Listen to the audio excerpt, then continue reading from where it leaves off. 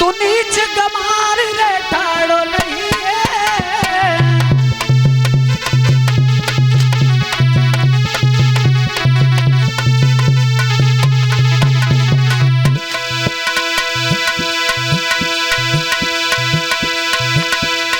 तेरी मेरी हुई है लड़ाई,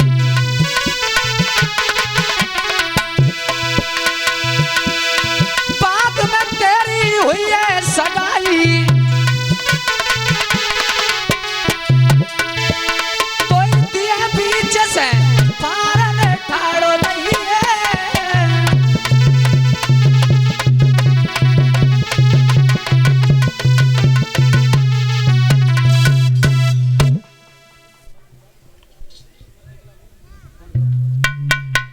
आज अब रुकम वहां से भगवान कन्हैया का पीछा किया,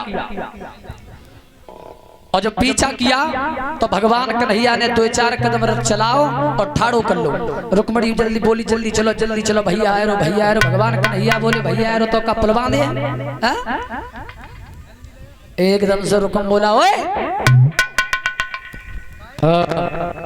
अभी तक दूध दही माखन चुराता रहा, लड़कियां चुराना चालू कर दिया।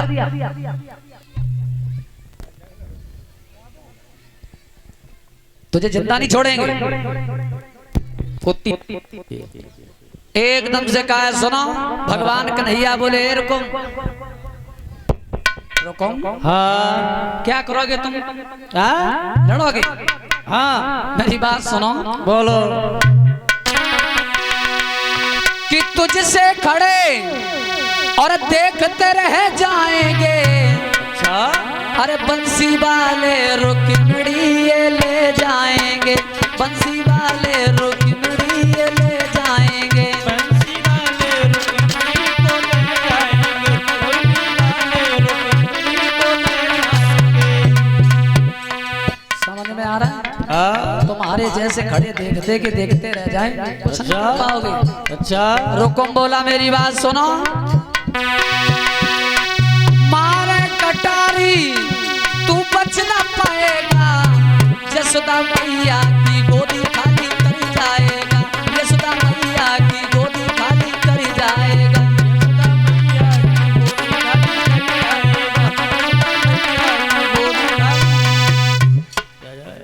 आज लोगों भगवान कन्हैया रथ से नीचे कूद पड़े। रुक्मणी ने कहा रुक जाओ तुम कहाँ जा रहे हो? ठहर जाओ। बोले अब हमें लगता है तुम पकड़ के पिटवाओगी। बोले बात बनाए। बोले फिर? रुक्मणी बोली तुम्हें ना पता? सुनो, अरे मेरो भैया और जबर पिया के हो तुम ठहर जाइयो।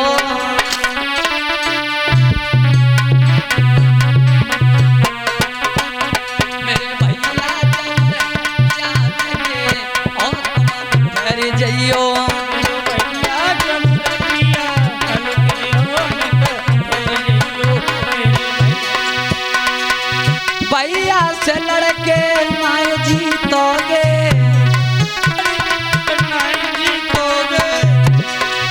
ऐसी दुल्हनिया ना पाओगे, ऐसी दुल्हनिया ना पाओगे। मेरी 2 आँखें के पलके पिया ठहर जाइयो।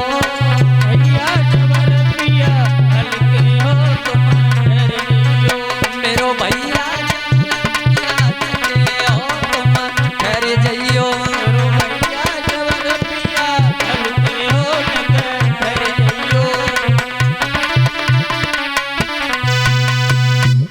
आज रुक्मणी से कहा हाथ छोड़ो तो तुम पकड़ के पिटवाओगी। भगवान कन्हैया नीचे कूद गए, दोनों में मल्लयुद्ध होने लगा। भगवान कन्हैया ने अपने साले को उठाया, जमीन पे पटक दिया, ऊपर बैठ गए। ते घूसा भगवान। रुक्मणी भाग के पहुंच गए। बोले सुनो मेरी बात सुनो, लेकिन रुक जाओ मेरे भैया के प्राण बकस दो। बोले अब तो तुम्हें भैया की बड़ा पीर लगी, तब ना सोची भैया के बारे में, भैया पिट रहे तो भैया की प्राण बकस दो।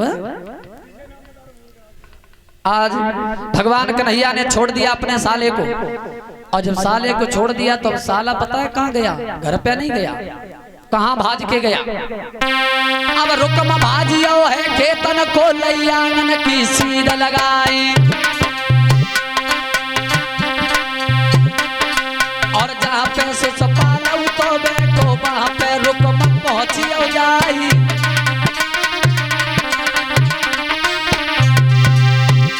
और तुम तो जीजा सुख में बैठे, अरे गुंडा बहने गोलिबाई, अरे कहाँ को ले गो हत्यारो पाया हम जियत छोड़े नहीं।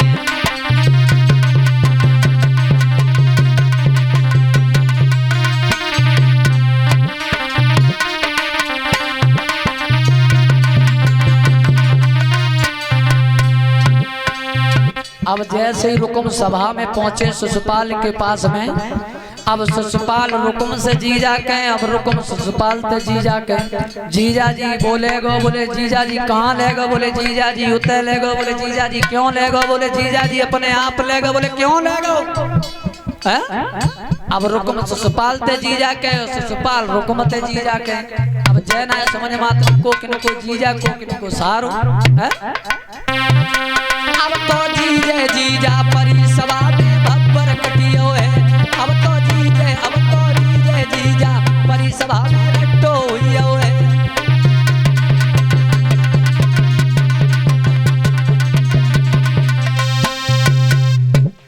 अब तो सभा में जीजे जीजा परी।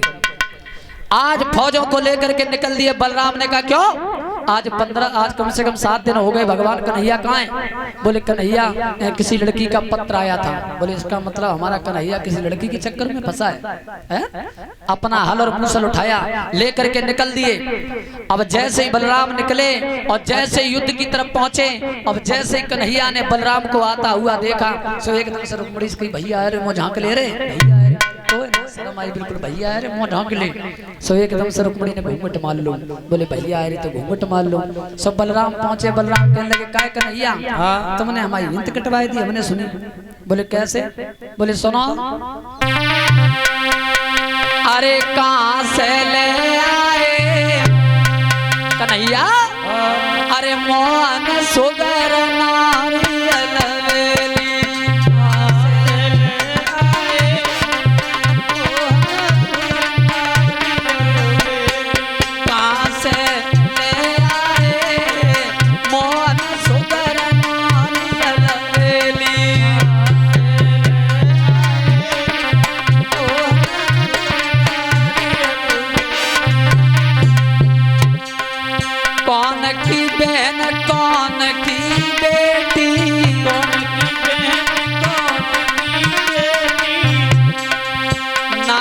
कटाए आए मोहन सुगर नारियल वेली।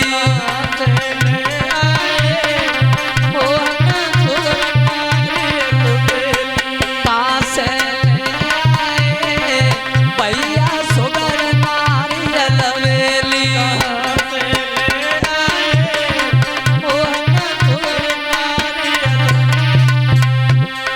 जैसे इतनी बात पूछी तो कन्हैया बोले भैया मेरी बात सुनो। नाक ना कटवाया सुनो। अरे रुकम की बहन भीष्म की बेटी,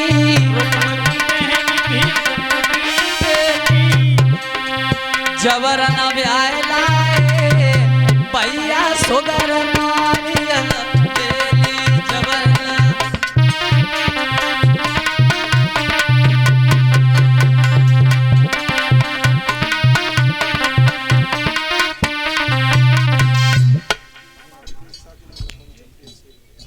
ब्रजेश शाक्य की तरफ से 101 रुपए नगला पंचम के रहने वाले भगवान सुख शांति प्रदान करे, धर्म की तरफ हाथ आकर्षित होते रहे। बोले गोविंद भगवान की।